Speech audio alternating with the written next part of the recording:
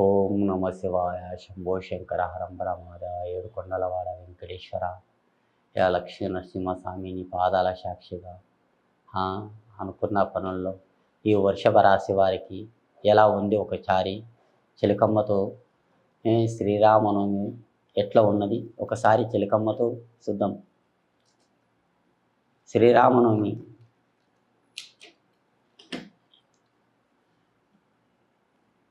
షాయి బాబు వచ్చారండి. మీరు పేదవారికి అన్నం పెడతారండి, పేదోళ్ళకి అన్నం పెడతారు, ఉన్నంతో కొట్లాడి తింటారండి.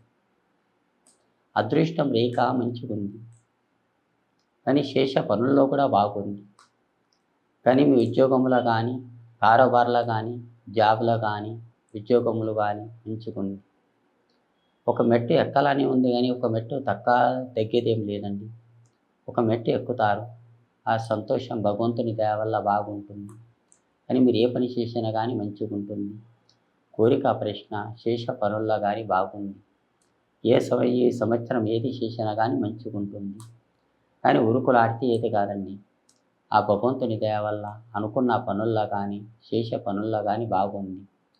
కొత్త సమయం, కొత్త ఏడాది, ఈ సంవత్సరం రేఖ సూపర్ ఉందండి. కానీ ఏదైనా చేయాలనుకున్నా కానీ నిదానంతో చేయండి. మీరు ఎంత నిదానం చేస్తే అంత బాగుంటుంది మీ పేరు మీద. ఈ సంవత్సరం రేఖాటంలో కానీ అదృష్టం రేఖాటం, భగవంతుని రేఖాటంలో కానీ శేషే రేఖాటంలో బాగుంటుంది.